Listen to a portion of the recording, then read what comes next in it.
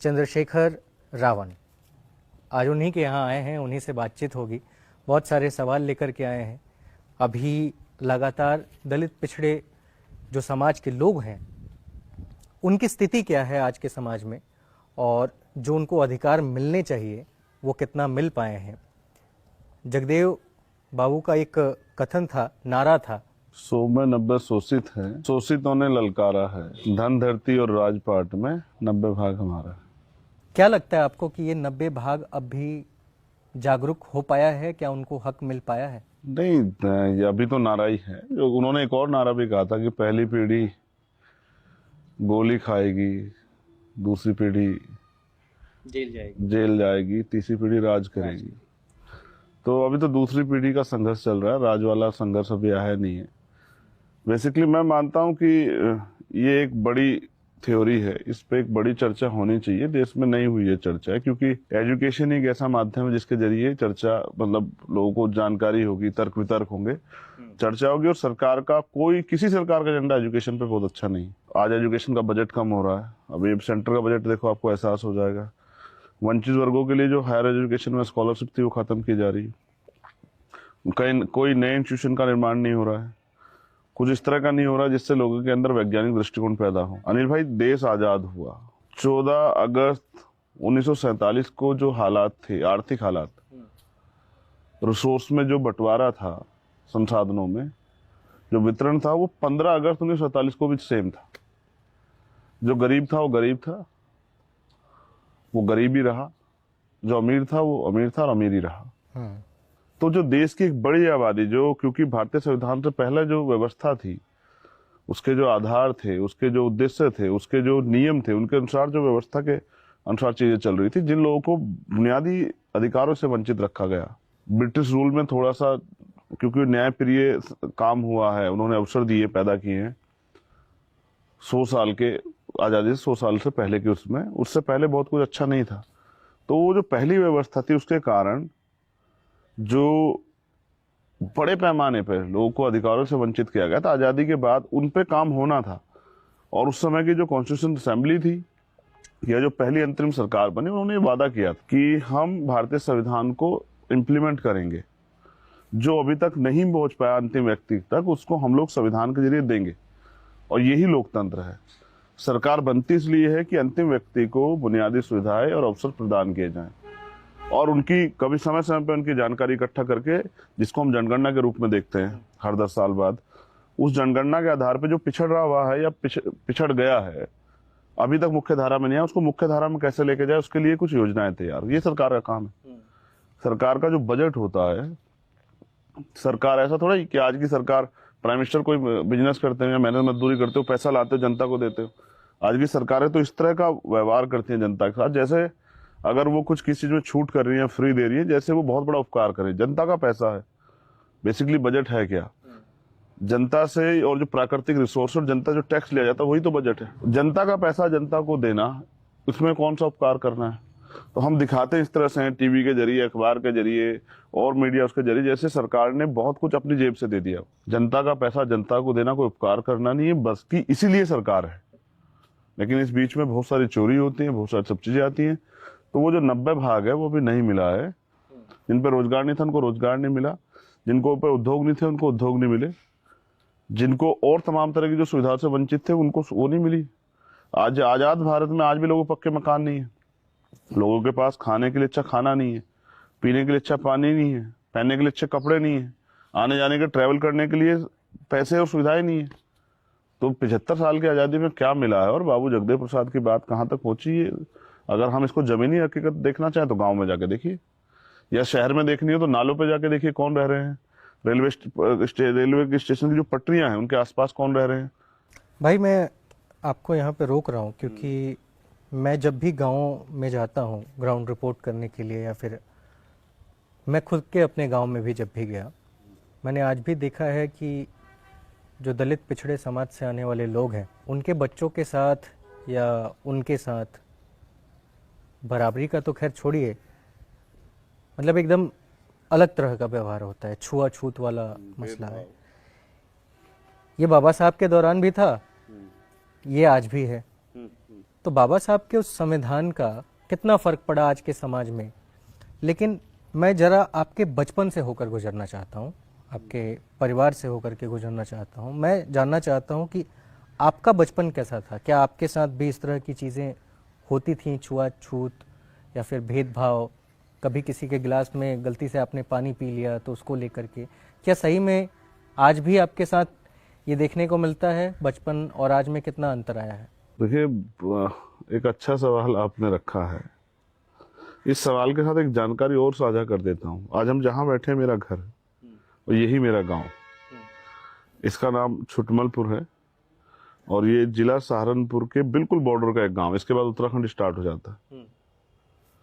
और मैंने बहुत सारे मीडिया हाउसेस को देखा, आज तक वो मेरे गांव का नाम भी सही नहीं बता पाए। मुझे उन पर बड़ा वो होता है कि उनकी जो जानकारी इकट्ठा करने के स्रोत है वो कैसे, जो गांव मुझसे सैकड़ों किलोमीटर दूर है या 20-30 किलोमीटर दूर, उसको मेरा गांव लिख देते हैं। मैं बड़ा ताज्जुब में जाता हूँ कि आपका थिंक टैंक, आपका जो सर्चिंग लेवल है वो क्या है, और आप अपने आप को मेन स्ट्रीम मीडिया कहते हैं। मैं यहाँ पैदा हुआ इसी जगह पे। हमारा पैतृक गांव यहाँ से 12 किलोमीटर दूर है। मेरे फादर बाबा साहब अम्बेडकर के इसी संविधान जिसका आप जिक्र कर रहे हैं कि क्या बदला, उसी की वजह से नौकरी लगे, अवसर आए तो उनको आगे बढ़ने का, क्योंकि संविधान ने जो है समानता और समान अवसर की बात की। जब नौकरी लगी तो क्योंकि वहां से यहाँ तक आने में बीच में एक नदी पड़ती है, पुल नहीं था, तो बड़ी दिक्कत का सामना करना पड़ता, क्योंकि वो टीचर थे प्राइमरी स्कूल में और आपको एक टाइमिंग है, उसी टाइम पहुंचना है। तो मेरे फादर यहाँ चले आए, जहाँ बहुत कम गांव होते थे, बड़े बड़े पेड़, और उनको थोड़ा सा तैयार करके मेरे फादर ने जमीन ली और यहाँ उन्होंने रहना शुरू किया। यहीं मैं पैदा हुआ, यहीं से मेरी पढ़ाई शुरू हुई। हम 6 भाई बहन हैं, 3 बड़ी बहनें हैं। शादी हो गई? हाँ, सभी की। चौथे नंबर पे मुझसे बड़े भाई है, 5वें में हूँ, मुझसे छोटे एक और भाई है। मेरे माता पिता, ये 8 लोगों का परिवार। मेरे फादर ने उस एक नौकरी की बदौलत क्या बदला है, हम 6 के 6 भाई बहन को पढ़ाया। जो बुनियादी सुविधाएं हमें चाहिए थी, पहनने के लिए कपड़े, खाने के लिए रोटी, आने जाने के लिए व्यवस्था, वो तमाम तरह की चीजें, सब चीजें की मैंने बचपन बहुत करीब से देखा। और मतलब करीब से नहीं, बहुत गरीबी में देखा। घर चलाने के लिए माँ ने भी रोजगार के साधन के तौर पे भैंस पाली हुई थी। माँ खेत में जाती थी घास लेने के लिए। हम पे यहाँ जमीन नहीं, गाँव में जमीन है, यहाँ तब उस समय जमीन नहीं थी। दूसरों के खेतों में घास लेने के लिए जाना, उस घास को लेके आके उस घास को भी, मतलब हमें अवसर, कहीं से अवसर मिले कि हम अपने पीढ़ियों को तैयार कर पाए। हमारे समाज ने और मैंने, सभी लोगों ने उस तरह का जीवन जिया है जो वंचित वर्ग पूरा। मैं अक्सर खेत पे स्कूल से आता तो माँ के पास चला जाता, खेत से वो घास की गठरी उठाने के लिए, लकड़ी उठाने के लिए।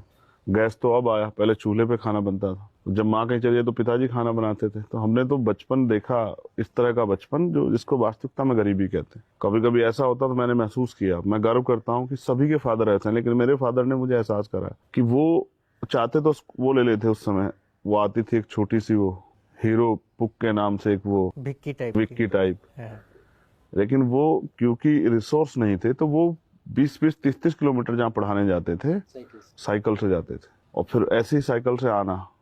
तो हमने संघर्ष देखा किस तरह से गरीबी से लड़के अपने आप को खड़ा किया जाता। लेकिन मेरे फादर ने हमें अवसर दिए कि हम पढ़ें, और पढ़ के, क्योंकि बाबा साहब अम्बेडकर ने कहा कि पढ़ाई बहुत जरूरी। शिक्षा श्रेणी का वो दूध है जो पिएगा वो दहाड़ेगा, और शिक्षा एक हथियार है, यही एक ताकत है जिससे हम लोग लड़ सकते हैं। स्कूल के दिनों में कभी आपके साथ कुछ भेदभाव? बेसिक स्कूल है क्या? स्कूल में हम लोग सीखने जाते हैं। अब ये स्कूल का एटमॉस्फेयर है कि वो हमें क्या सिखाता है। पहले तो आज के स्कूल को ना, हमने इंडिया में जो एजुकेशन पॉलिसी बहुत डेवलप नहीं हुई। बेसिकली स्कूल में तैयार होता है व्यक्तित्व। हमें वहां पढ़ाना चाहिए भारतीय संविधान कि हमारी कर्तव्य क्या है देश के प्रति, समाज के प्रति, लोगों के प्रति। पढ़ने के लिए मैं कक्षा 2-3 में रहाऊंगा, तभी वहाँ के टीचर्स इस तरह का कमेंट पास करते थे। आज चीजें बदली हैं, मैं उस पर वो नहीं कर रहा, लेकिन सत्य अगर आप जानना चाहते तो ये है कि भाई ये स्कॉलरशिप लेने के लिए आ गए हैं। वजीफा कहते थे उसमें, वजीफे वाले हैं ये लोग, जबकि हमें वजीफा नहीं मिलता था क्योंकि मेरे फादर गवर्नमेंट जॉब पे थे। आय का प्रमाण पत्र बनता था, नहीं होता तो नहीं मिलता, लेकिन फिर भी जाति की वजह से ये अपमान सहना पड़ता था। क्लास में सबके सामने टीचर को कहने में ये परहेज नहीं होता था कि हम वजीफे वाले हैं या हम पढ़ने नहीं आते, हम तो गेहूं लेने के लिए आते हैं। हाँ, जिन्होंने वो भेदभाव की जो बीच की दूरी है उसको कम करने का काम। खत्म करना है। हाँ, वो ही टीचर जब आपसे इस बात को कहे कि गेहूं लेने के लिए आ गए हैं, वो आपका मनोबल, आपका कॉन्फिडेंस इतना डरा दे। आज भी आप देख रहे हो, दर्शन सोलंकी ने सुसाइड किया, एक बच्ची पंजाब की, उसने सुसाइड किया, रोहित का जो मामला है, ये जो जातिगत उत्पीड़न है, जो कॉलेज में नहीं, हायर एजुकेशन उसमें, जो आईआईटी और उसमें सब जगह पे ये है। इससे कितना ही पर्दा ढक लें, अगर हम ये सोचें कि सूर्य के ऊपर हम चादर ढक दें और अंधेरा हो जाएगा, ऐसा नहीं होता है। सच ये है कि कास्ट डिस्क्रिमिनेशन आज भी है। और मैंने कहा ना पहले आपसे, इससे पहले मैंने कहा कि स्कूलों में होना क्या चाहिए, स्कूलों में हमें शिक्षा देनी चाहिए कि हमें जातिगत भेदभाव नहीं करना है। वो कोई काम नहीं करना जिससे किसी के मान सम्मान को ठेस पहुंचे। लेकिन हम करते क्या है, जो हम घरों में सीखते हैं उसको हम स्कूल में जाके अप्लाई करते हैं, और जो हम स्कूल में अप्लाई करते हैं उसको हम अपने जीवन में अप्लाई करते हैं। कि आप अच्छा पढ़ने वाले हो और इस जाति से आते हो, वो भी एक तरह की वो है। स्पेशली इन्हीं विशेष जाति के बच्चों को टारगेट कर लिया जाए कि सारे आरोप, अगर कुछ भी गलती किसने की है तो आरोपी वही होगा, तमाम तरह की चीजें। और फिर बातें बहुत हैं, लेकिन उन चीजों से ऊपर उठ के अब मैं बहुत कुछ सोचता हूँ कि ये अब इसको सोचने से काम चले। जैसे मेरी थ्योरी में मैं कहता हूँ, रोने से काम नहीं चलेगा, ना ही छिप के घर में बैठने का, सामना करना पड़ेगा। और इसको इतनी जोर से चिल्लाना पड़ेगा कि लोगों को समझ आए कि ये इश्यू है और इससे लोगों को दूरी बनानी चाहिए। तो कास्ट एट्रोसिटी है, कास्ट डिस्क्रिमिनेशन है। मैं तो मेरी तो संघर्ष ही पूरा इसी से स्टार्ट हुआ है। जिस कॉलेज में मैं पढ़ा वहां जातिगत भेदभाव था। वहां तो चलो हमें छोड़ो, आप बच्चों को, जो व्यवस्था में ऊंची जाति है जिनको कहा जाता है, उनके बच्चे टीचर्स के साथ, शेड्यूल कास्ट के टीचर्स के साथ इस तरह का व्यवहार करते थे। लेकिन ये सहना पड़ता है क्योंकि हमारे दिलों में जाति का दम है और हमने जाति को एक्सेप्ट कर रखा है। और जाति एक बहुत बड़ी सच्चाई है और देश में जाति व्यवस्था है, तो ये सहना पड़ता है। और ये कास्ट डिस्क्रिमिनेशन बड़े पैमाने पे है और मैंने इसको कई बार सहा है। जब हम लोगों को ऐसे सवाल करने पड़ते हैं, खासकर मुझे, क्योंकि मैं अगर आज इंटरव्यू कर रहा हूँ तो मुझे इंट्रोडक्शन क्या देना पड़ता है कि ये चंद्रशेखर रावण हैं जो दलित पिछड़ों के मसीहा हैं, उनकी आवाज़ उठाते हैं, उनके लिए लड़ाइयाँ लड़ रहे हैं, संघर्ष कर रहे हैं। ये जो सवाल है ना, यहीं पे पहले चुभता है। आप सबके नहीं हैं, आप कुछ लोगों के हैं, वहीं पे बांट दिए जाते हैं। इसी पे भी खुश हूँ कि कुछ लोगों के लिए मैं हर उस गरीब के लिए लड़ रहा हूँ, किसी जाति समुदाय का जो जिसके साथ अन्याय हो रहा है, ये जिसके साथ जो है जानबूझ के जिसको सताया जा रहा है। देखो, गरीबों अमीरों में भी एक क्लास है, लेकिन जाति एक बड़ी कड़वी सच्चाई। जैसे आपने कहा कि ये चंद्रशेखर रावण, मैं इस आइडेंटिटी को अस्वीकार करता हूँ हमेशा। मैं कहता हूँ मैं चंद्रशेखर आजाद हूँ। और मैंने कई बार साथियों से कहा, मीडिया के लोगों से, भाई आप मुझे कहोगे कि दलितों के नेता हैं, तो भाई मैं समझता हूँ कि पूरी जिंदगी भी मैं बहुत ईमानदार से काम करके जाति व्यवस्था की वजह से सबका नेता नहीं बन सकता हूँ। आपको नेता किसका बनना है? नहीं, मुझे नेता बनना ही नहीं है। मैंने तो अभी अपने नहीं मैंने अभी एक्सेप्ट किया अपने अधिवेशन में कि ना मैं नेता था, ना हूँ और ना बनना चाहता हूँ। मैं तो बाबा साहब अम्बेडकर, फूले साहू, पेरियार के जो मान्यवर काशीराम का जो मूवमेंट है, जो परिवर्तन की, सामाजिक परिवर्तन, आर्थिक मुक्ति का जो आंदोलन, उसका एक सिपाही हूँ। और जब तक मैं सिपाही रहूंगा तब तक ही मैं उनके आंदोलन चला पाऊंगा। जिस दिन मैं नेता बन गया उस दिन उनके आंदोलन से मैं आगे बढ़ जाऊंगा। क्योंकि नेता का अपना एक सोच होती है, नेता का अपना एक दायरा होता है, और नेता समाज को चाहिए भी नहीं। नेता समाज पे बहुत, समाज को समर्पित कार्यकर्ताओं की, वर्करों की जरूरत है, जो इस लड़ाई को, अपने इस बोझ को कंधे पे उठाएं। नेता तो अकेला आदमी होता है, उसके पीछे जो उस लड़ाई को लड़ रहे होते हैं वो तो छिप जाते हैं उसमें। तो इसलिए नेता तो बनने, अगर नेता ही बनाने हैं तो फिर इतने नेता बनाओ कि फिर कोई नेता, अगर एक नेता आपको धोखा देके भाग जाए वादा करके, तो कम से कम आपके पीछे बैक सपोर्ट हो कुछ। पर अभी तो आपके मूवमेंट में आप ही नजर आते हैं ना। हाँ, अभी हमारे लोग मुझे ही ऊर्जा दे रहे हैं। देखो, बहुत बड़े प्लेटफार्म नहीं, लेकिन अगर आप जानकारी के लिए देखोगे तो हर स्टेट में स्टेट होल्डर्स हैं और उन्होंने एक पहचान डेवलप की है।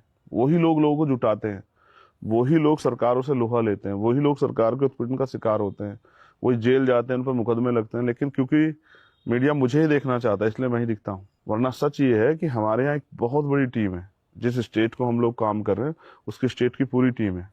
मैं तो वहां तब जाता हूँ जब मुझे बुलाते हैं। बाकी 90% लड़ाई तो वही लड़ते हैं, क्योंकि अभी उनका काम मीडिया की नजरों में नहीं है, इसलिए वो दिखाई देते हैं। वरना मीडिया देखना चाहेगी तो इस मूवमेंट में आपको हजारों नेता मिलेंगे जो खुद जिनको जो है ना अपने दम पे लड़ सकते हैं और सरकार को चैलेंज कर रहे हैं, सरकार को गलत करने से रोक रहे हैं। आप कहते हैं कि आपको नेता नहीं बनना है और आपके पास एक संगठन था इस सवाल पे आने से पहले मैं जरा थोड़ा सा और पीछे चलता हूँ 2017 वाली घटना पे। असल में क्या था वाकया? क्या दलित पिछड़ा समाज ने महाराणा प्रताप की मूर्ति को क्षति पहुंचाई थी पहले, या फिर उन्होंने रविदास जी की मूर्ति के साथ कुछ किया था? देखो, सच ये है कि दलित पिछड़े कभी किसी को अपमानित करना चाहते नहीं। वो खुद ही इतनी व्यवस्था में अपमानित हुए हैं कि वो किसी का अपमान करना चाहते ही नहीं। उनपे सच तो ये है कि उनके पास इतना समय नहीं है। वो अपने रोटी रोजगार में इतने बिजी हैं, अपने कामों में इतने बिजी हैं, मेहनत मजदूरी में इतने बिजी हैं, खेती किसानी में इतने बिजी हैं कि उन पे इन सब चीजों के लिए समय नहीं है। दूसरी बात, अब आप ये सोचो, जो खुद इतने लंबे समय से व्यवस्था में अपमानित हो रहा है, वो किसी का क्या अपमान करेगा। लेकिन आज एक नई चीज जो है, एजुकेशन की वजह से एक ऐसा डेवलपमेंट है कि आप अन्याय, अगर किसी पे अन्याय कर रहे हो तो वो फिर सहना नहीं चाहता है।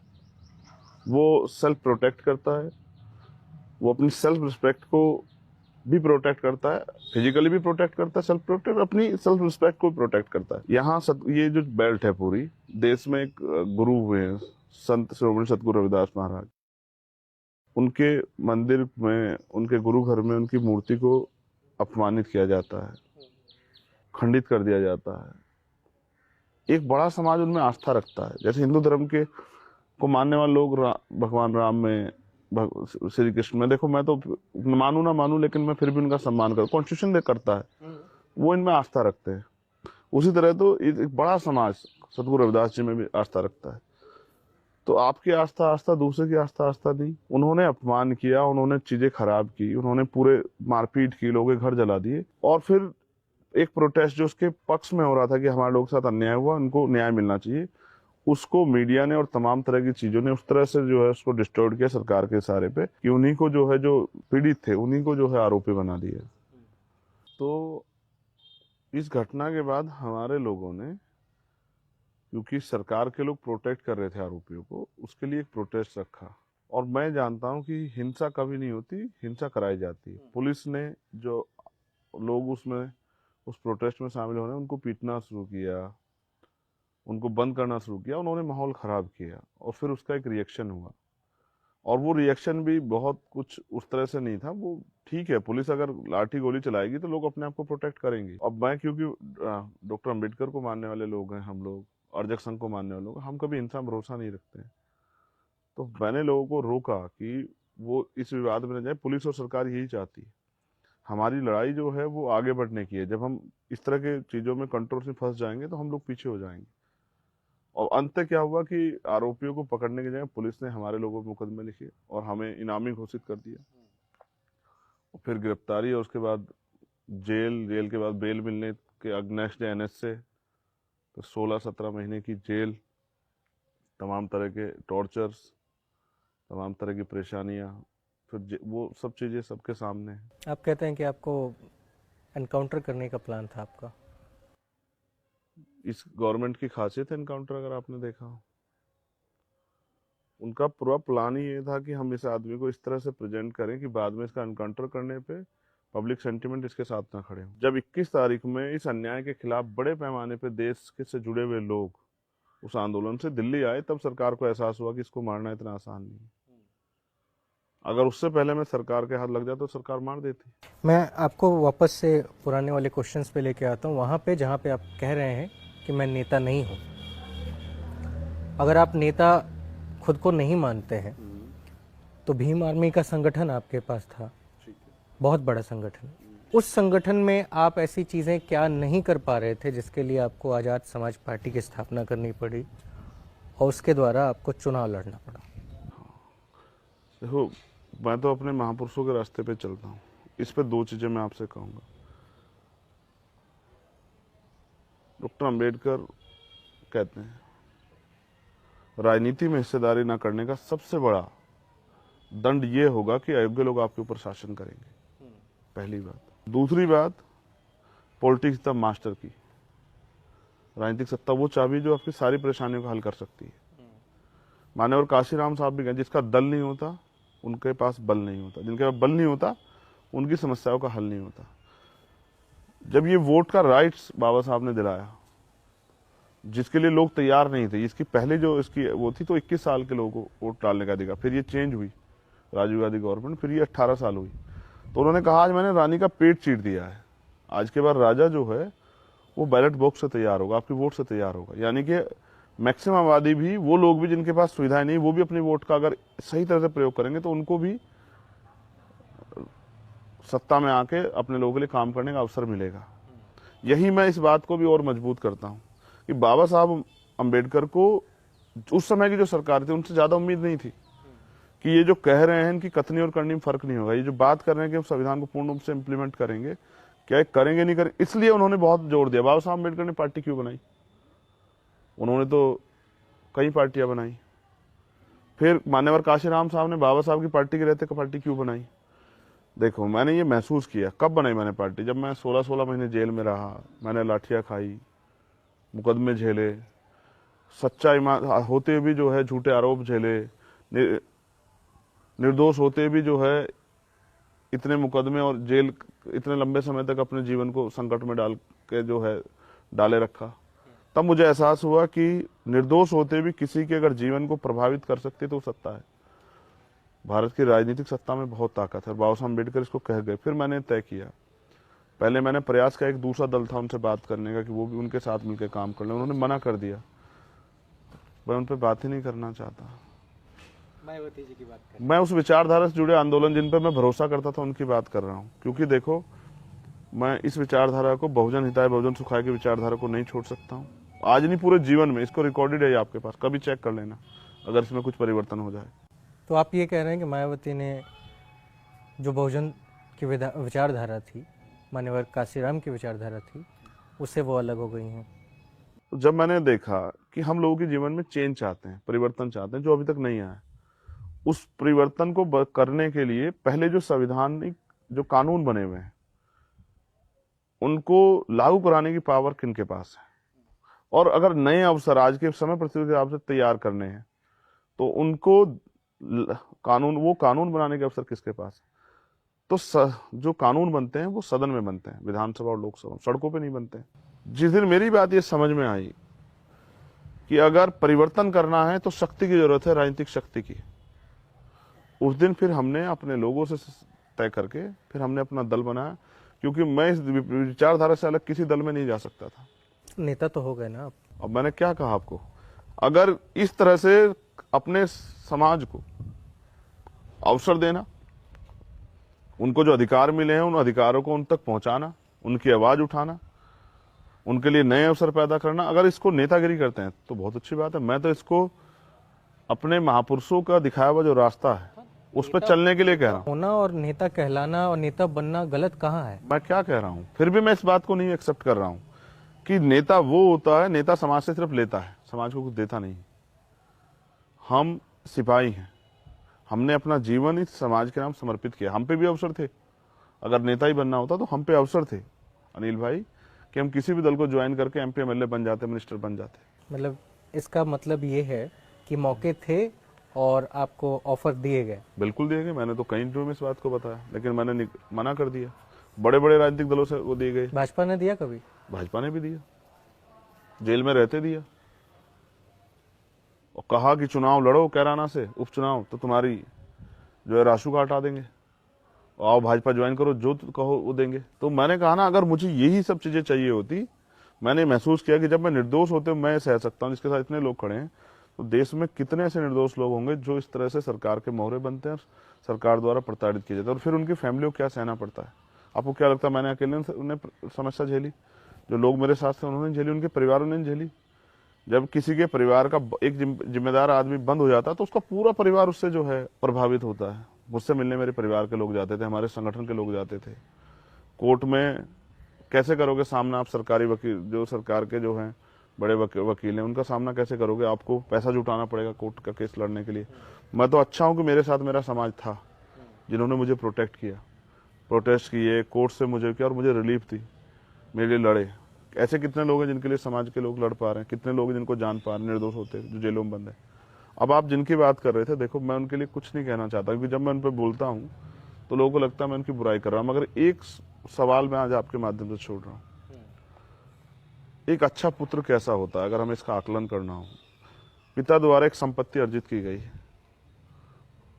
और उस संपत्ति को जो बिल्कुल खत्म कर दे, बेच दे, लुटा दे, उस पुत्र को अच्छा माना जाए, या उस पुत्र को अच्छा माना जाए उसके विपरीत कि जो पिता की संपत्ति का संरक्षण करे और उसको और बढ़ाए। जो राजनीतिक विरासत, मेरी बीएसपी से कोई लड़ाई नहीं है। मेरे फादर ने, मैंने, हम सब लोगों ने बीएसपी में काम किया है। हमारे खून में है वो आंदोलन, बस नाम बदला, बीएसपी से एसपी हुआ है। जो संपत्ति मान्यवर काशीराम साहब अर्जित करके गए, इतना संघर्ष करके उनके साथ लाखों लोगों ने संघर्ष कर नौकरियां छोड़ी, आज उसकी हैसियत क्या है? बीएसपी से एसपी हुआ मतलब? ये अब हम अपनी पार्टी जो हमारी है, Azad Samaj ASP party, ASP, पहले आरपीआई थी, फिर आरपीआई से लोगों ने विश्वास कम हुआ और मान्यवर काशीराम साहब उसमें अपना जो योगदान देना चाहते, ये आरपीआई के लोग उसे नहीं दे पाए, तो उन्होंने अपना दल बनाया और उससे समाज को शक्ति दी। फिर जब हम इस दल को सींचना चाहते थे, इसमें योगदान, उन्होंने मना कर दिया, उनको जरूरत महसूस नहीं, तब हमने अपनी काबिलियत को साबित करने का अपना दल बनाया, आजाद समाज पार्टी। तो मान्यवर काशीराम साहब की राजनीतिक विरासत, पूरे देश में member of parliament, member of assembly आते थे, एमएलए और एमपी जीतते थे। आज उनकी उस दल की हैसियत देखो, राजनीतिक हैसियत क्या बची है, उसके लिए मैं जिम्मेदार नहीं हूं। तो आपने जिस पुत्र ने पूरी विरासत को लुटा दिया, समाज क्या सवाल नहीं करेगा उनसे कि भाई फिर आपकी योग्यता कैसे नापा जाए? आपके सामने के साथ ही भारतीय जनता पार्टी बनी। आज वो भारतीय जनता पार्टी देश की सत्ता पे काबिज है, मैक्सिमम स्टेटमेंट की सरकार है, और उसके समकालिक, जैसे हम भारत की इकोनॉमी को देखते हैं, चाइना और इंडिया लगभग एक समय वो हुए। आज चाइना की इकोनॉमिक पावर कहाँ है और भारत की कहाँ है, तो एक जमीन आसमान का डिफरेंस देखने को मिलता है। ऐसे ही आप देखो कि ये दल एक आसपास बने, एक दल देश की सत्ता पे, एक दल जो है अपने जिस प्रदेश में सरकार बनाई उसमें भी जो है उनका वजूद इतना सा हो गया, तो वो उनकी राजनीतिक कमजोरियों की वजह से दूसरे दलों को ताकत मिली है। वरना इतना बड़ा आंदोलन जिसको मान्यवर काशीराम साहब ने सींचा, उनके साथियों ने सींचा, समाज को तैयार किया, समाज ने तमाम मुसीबतों का सामना करते हुए इस लड़ाई को अपने कंधों पर स्वीकार किया, महापुरुषों की बात सुन के, उनके संघर्ष को सुन के। आज वो समाज तो झुका तो है, लेकिन आपकी हैसियत तो कम हो गई है। चंद्रशेखर, बड़ा इम्पोर्टेंट सवाल है, मुझे लगता है कि आप भी आपको भी लगेगा कि ऐसा है समाज में।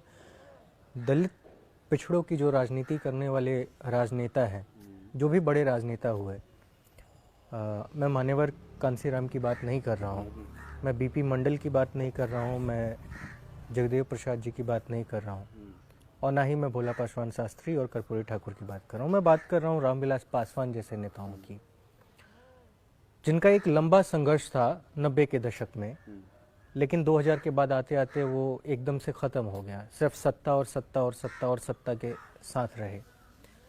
वहाँ पे कॉम्प्रोमाइज़ हो जाता है। जो दलित पिछड़ों की लड़ाई होती है, जो उनके मुद्दे होते हैं, वो कॉम्प्रोमाइज़ हो जाते हैं। दोबारा उनके लिए कोई सवाल खड़े नहीं किए जाते, ना ही सदन में, ना ही उसके बाहर। दूसरा, एक सबसे बड़ी नेता मायावती जी, बहन मायावती जी, जिनके ऊपर उत्तर प्रदेश के और खासकर पूरे देश के लोगों का एक बड़ा भरोसा था, ऐसे नेताओं ने भी कॉम्प्रोमाइज़ेस कर लिए। उत्तर प्रदेश के चुनाव के दौरान कई बार ये हवा उड़ी कि शायद वो भाजपा के साथ कोलैबोरेशन करके आ रही हैं या फिर अन्य में। आप क्या मानते हैं कि इन नेताओं ने सही में कॉम्प्रोमाइज़ कर लिया है?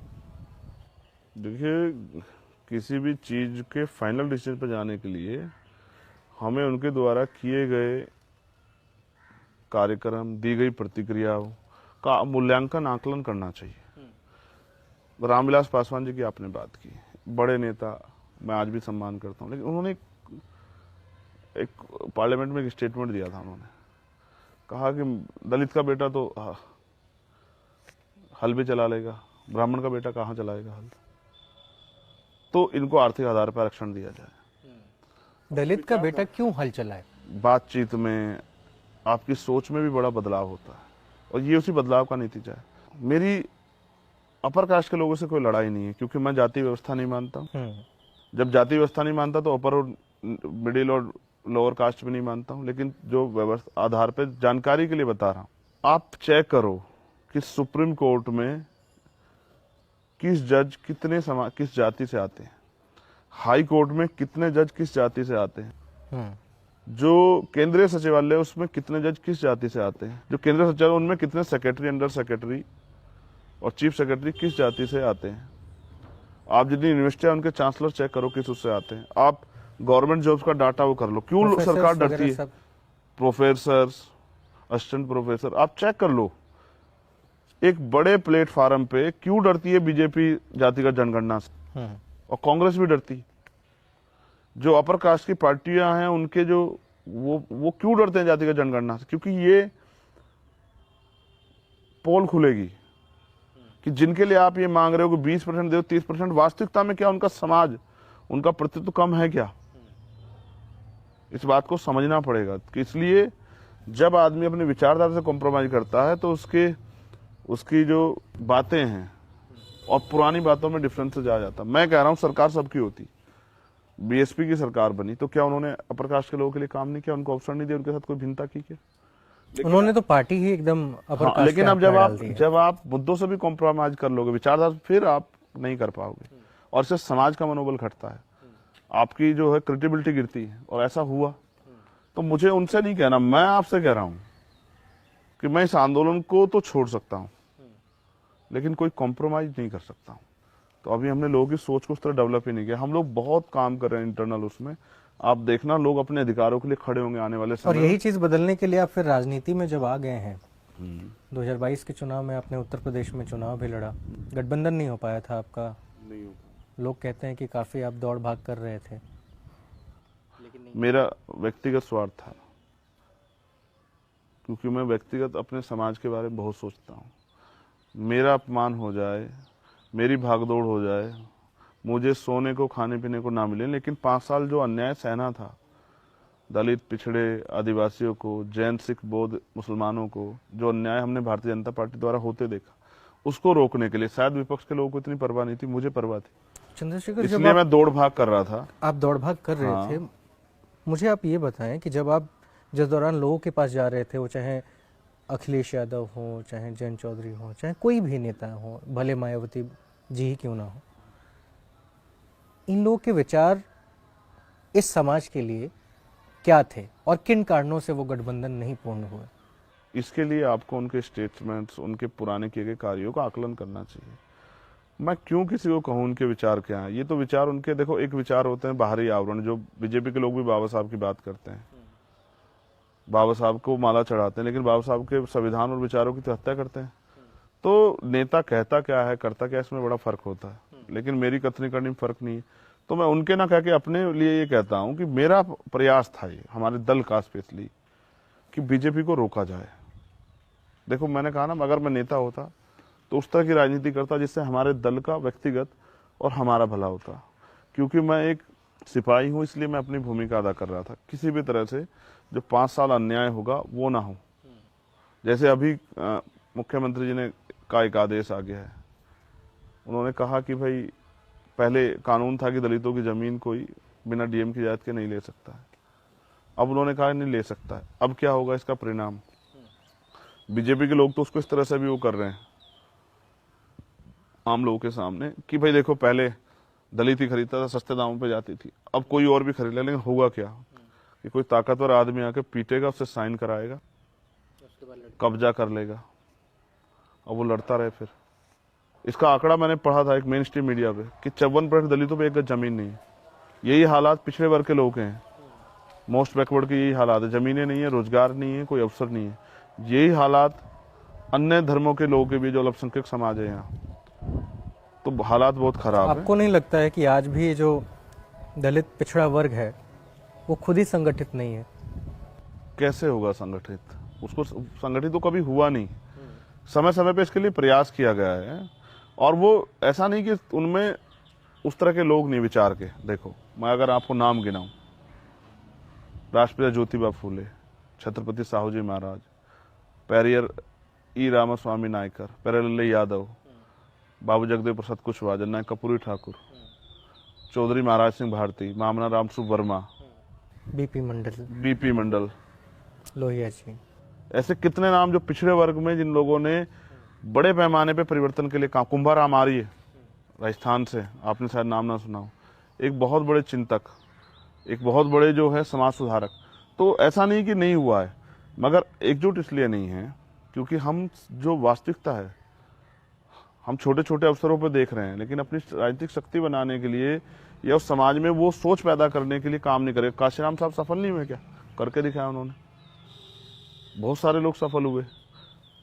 उस तरह से कोई ईमानदार से प्रयास नहीं कर रहा है। लोगों को लगता है कि इसका अपना स्वार्थ है। जब तक हम अपने स्वार्थ को पीछे नहीं रखेंगे तब तक हम ईमानदार से काम नहीं कर पाएंगे। तो हम लोग ईमानदार से काम करें क्योंकि हमने पुरानी गलतियों से सीखा कि बीएसपी की मूवमेंट में क्या गलती हुई, किस तरह से सरकार हमारे लोगों को ट्रैप करती है। अगर आपने कहीं से भ्रष्टाचार कर लिया तो सरकार आपकी गर्दन पकड़ लेगी, फिर आप मोहरे बन जाओगे, समाज के लिए बोल भी नहीं पाओगे, लड़ना तो बहुत दूर की बात है। तो पुरानी गलतियों से हम सीख रहे हैं किस तरह से जो भाईचारा बना हुआ था उसको वो किस तरह टूट गया, कि जिसकी इतनी संख्या है भारी उसकी इतनी हिस्सेदारी पे काम नहीं हुआ। आपने बात तो की लेकिन दिया नहीं।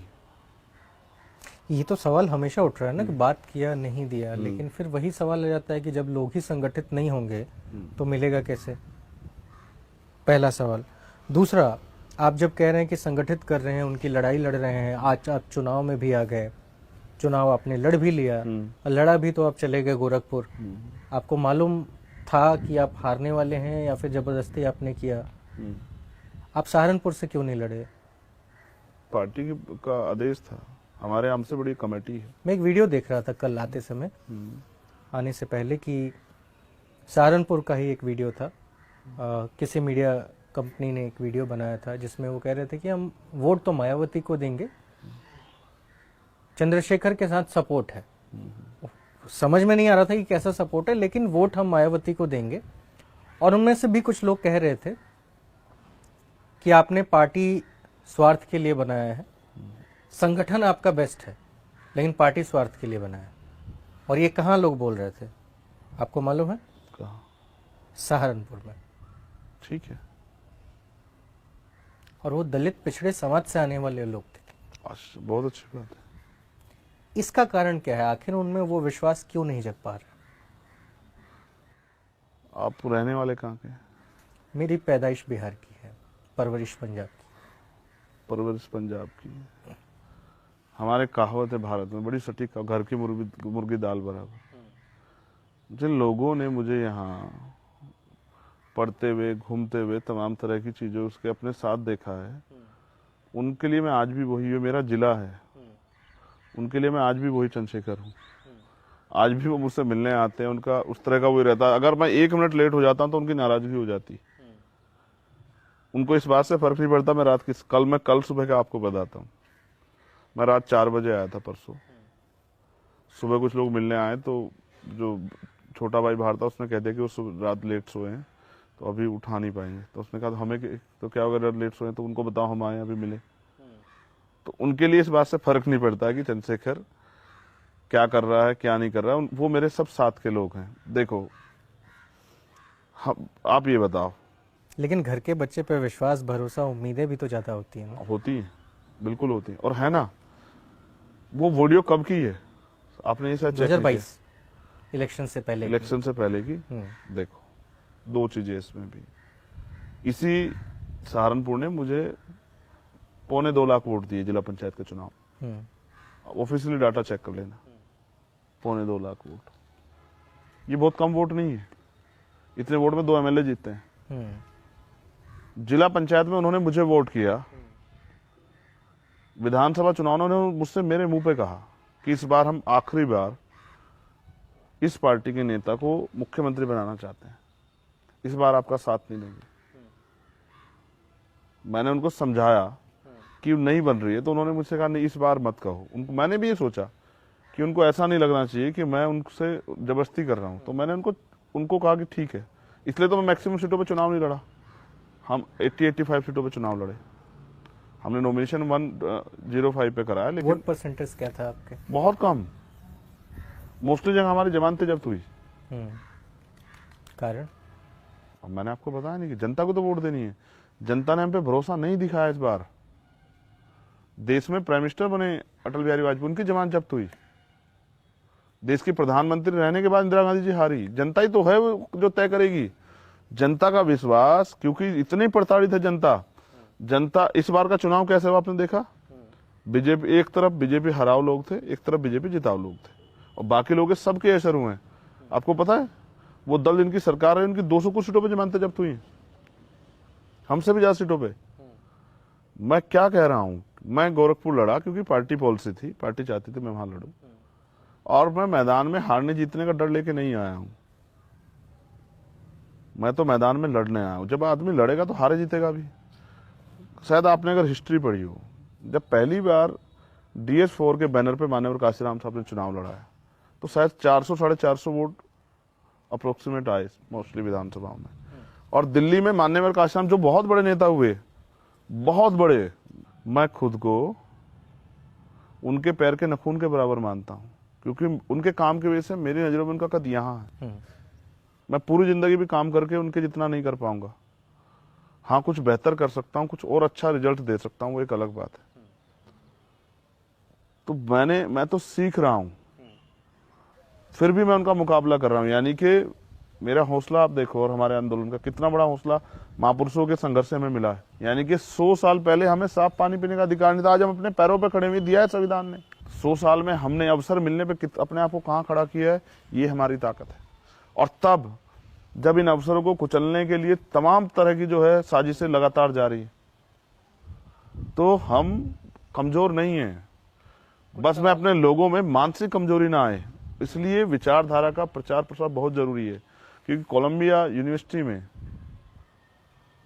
एक बार एक स्लोगन लिखा हुआ था, किसी वहां के पुराने किसी हिस्टोरियन, किसी महापुरुष ने लिखा हुआ कि व्यक्ति मर जाता है,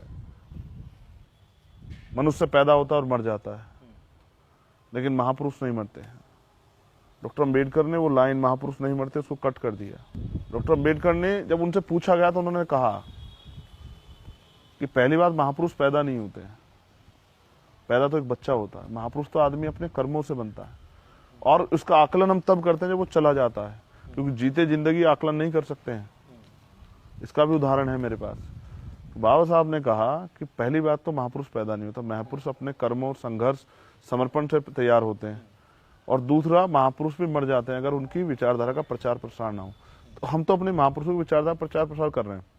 आपको देश के प्राइम मिनिस्टर याद है, यही प्राइम मिनिस्टर आसाराम जी के लिए बहुत गुणगान किए, वीडियो है, अभी आप चेक करा लेना। और कहा कि गुरुजी सब, और बीजेपी के बहुत बड़े बड़े नेता, आज वो गुरुजी कहाँ हैं? पिछले 5 सालों में कितना कुछ बदल गया। आज वो गुरुजी जेल के सलाखों के पीछे हैं और प्राइम मिनिस्टर यही है। तो वो मुख्यमंत्री थे, बड़े बड़े नेता थे, क्यों नहीं बचा पाए? तो इस जीवित व्यक्ति में परिवर्तन हो सकता है। जीवित व्यक्ति कोई मसीहा नहीं हो सकता है, कोई महापुरुष नहीं हो सकता। इंसान के जाने के बाद हम लोग आकलन करते हैं कि उसने जीवन में जो किया वो महापुरुष के उसमें आता है, श्रेणी में नहीं आता। अगला सवाल मैं पूछता हूँ, आगे 2-3 और सवाल होंगे, इसका छोटा और सटीक जवाब दीजिएगा। सटीक आप तय कर लेना, मैं जवाब दे दूं। भीम आर्मी आज करीब 300 से ज्यादा स्कूल चला रही है, फ्री स्कूल चला रही है। कैसे मैनेज कर रहे हैं आप? कहाँ कहाँ ये सब काम हो रहा है, और उससे कब से चला रहे हैं ये भी बताइएगा। और अभी बच्चों के ऊपर कितना उसका फायदा मतलब पड़ रहा है, मिल रहा है? भीम आर्मी के स्कूल्स 1000 से ज्यादा हैं आज के समय में। पूरे उत्तर प्रदेश में? नहीं, देश में, देश भर में।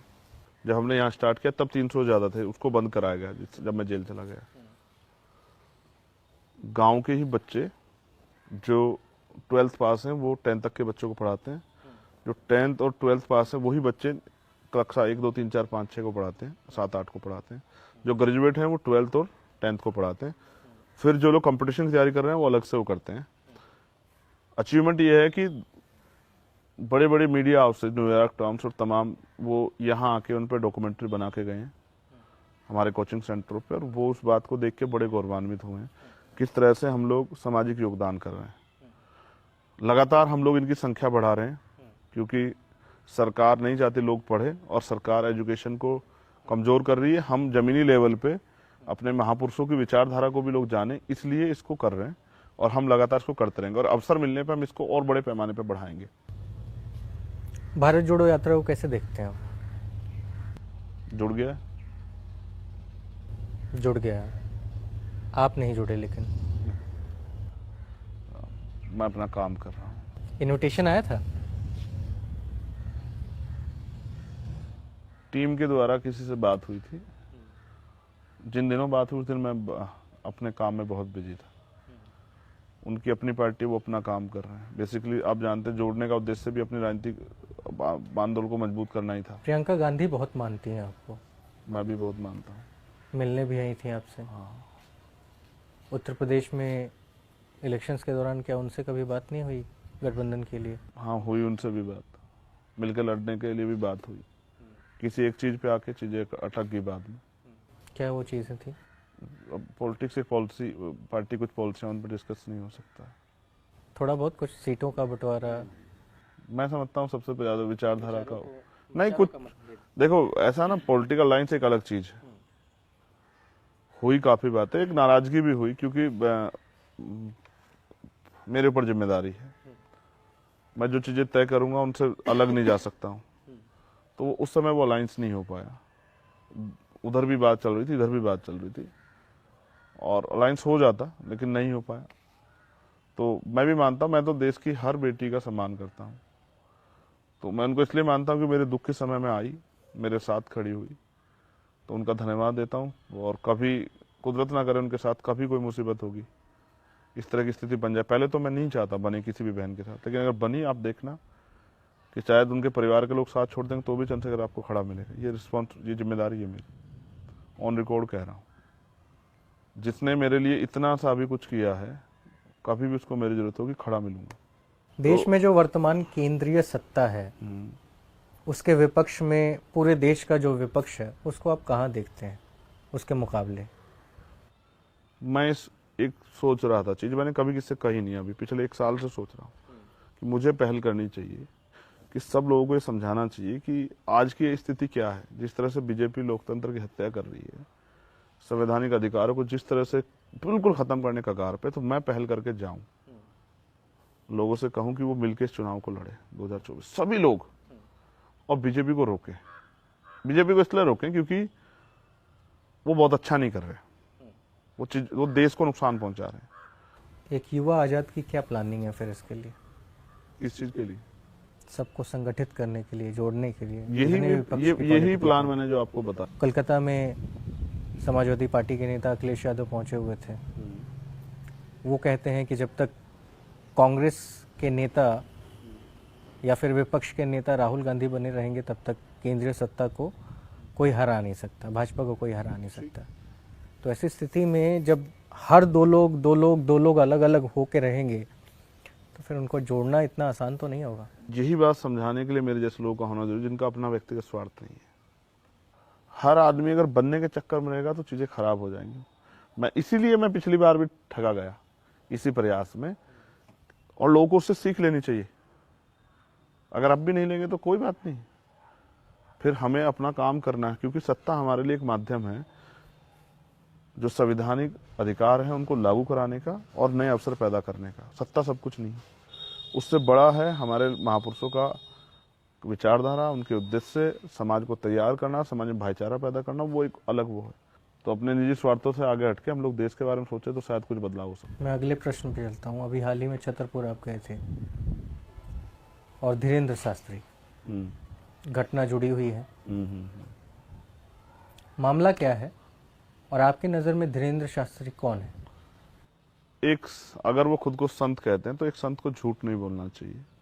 उन्होंने झूठ बोला टीवी पे बैठ के कि देखो वो हमारे भाई ने किया, हमारा उससे कोई मतलब नहीं है, लेकिन उन्होंने पीड़ित परिवार को घर बुलवाया और उनको धमकाया, और उनको ऑफर भी दिया कि आप इस लड़ाई से पीछे हट जाओ।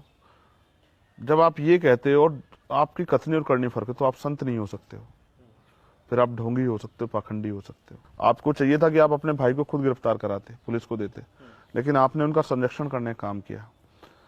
धीरेन्द्र शास्त्री या कोई भी हो, अगर किसी का भी भाई हमारे लोगों के स्वाभिमान सम्मान का खिलवाड़ करेगा तो उसको हमसे लड़ने के लिए तैयार होना पड़ेगा। और अगर उसको ये लगेगा कि सत्ता उसको बचा लेगी, तो मैंने बताया उनको कि सत्ता बदल जाएगी, फिर आपको कोई नहीं बचा पाएगा। तो वो अपने धर्म के काम करे, मुझे कोई आपत्ति नहीं है। वो भारतीय संविधान के दायरे में रह के अपने धर्म के काम के करो।